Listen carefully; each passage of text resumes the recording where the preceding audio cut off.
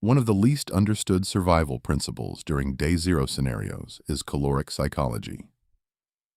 Most people imagine starvation as a long-term issue, developing after weeks without food. But cognitive performance begins degrading far earlier under stress-induced metabolic shifts.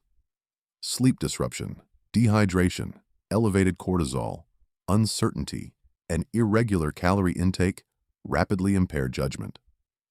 Decision-making narrows. Risk assessment becomes distorted. People begin wasting energy, exposing themselves unnecessarily, or abandoning shelter too early because their brains interpret uncertainty as immediate threat. Military survival research repeatedly demonstrates that humans under stress lose fine reasoning capacity before they lose physical mobility.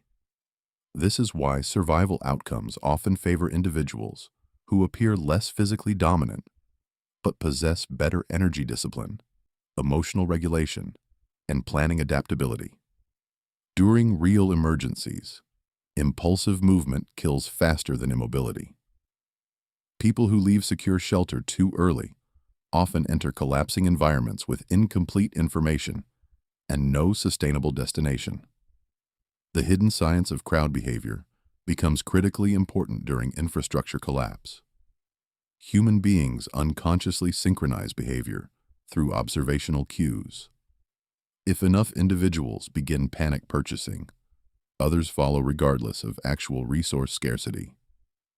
Behavioral economists call this informational cascade behavior.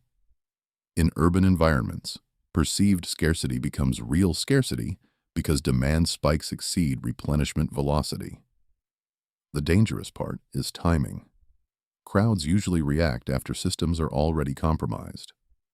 By the time long lines appear at fuel stations or supermarkets, logistical recovery windows are already narrowing. Fuel terminals may require electricity for pumping operations. Payment systems may depend on cloud authentication. Delivery fleets may lack routing communication. Most civilians interpret empty shelves as the beginning of crisis when, operationally, empty shelves are evidence the crisis has already matured beyond early containment stages. Water becomes the defining factor faster than food. Human beings can survive weeks without calories under certain conditions, but dehydration impairs cognition rapidly, especially under heat stress. Urban populations fundamentally misunderstand water infrastructure because water feels permanent. Turn a faucet, water appears. Yet municipal systems depend on electric pumps, pressure balancing, chemical treatment facilities, and operational monitoring. Even gravity-fed systems require maintenance and controlled distribution. Once pressure destabilizes, contamination risks increase dramatically. Hidden failures emerge inside pipe networks as pressure reversals allow intrusion of bacteria or environmental contaminants. Boil advisories become meaningless if populations lack fuel. This creates a secondary survival problem rarely discussed: sanitation collapse. Once sanitation systems fail, disease propagation accelerates, not because pathogens suddenly appear, but because population density amplifies transmission opportunities. Historical disasters repeatedly demonstrate that sanitation breakdown often kills more people than the original triggering event. The misconception many people hold is that survival depends primarily on gear.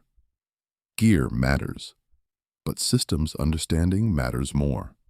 An individual with expensive tactical equipment but no understanding of urban heat retention, water contamination pathways, fuel degradation, crowd migration patterns, or infection control is operating inside an illusion of preparedness.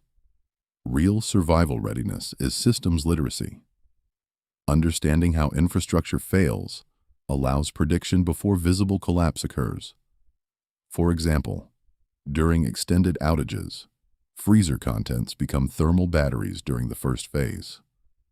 Closed refrigerators preserve survivable temperatures longer than most people realize.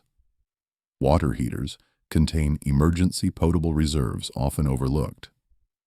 Bathtubs are poor long-term storage due to contamination exposure, but rapid fill actions during pressure decline can temporarily extend sanitation capability.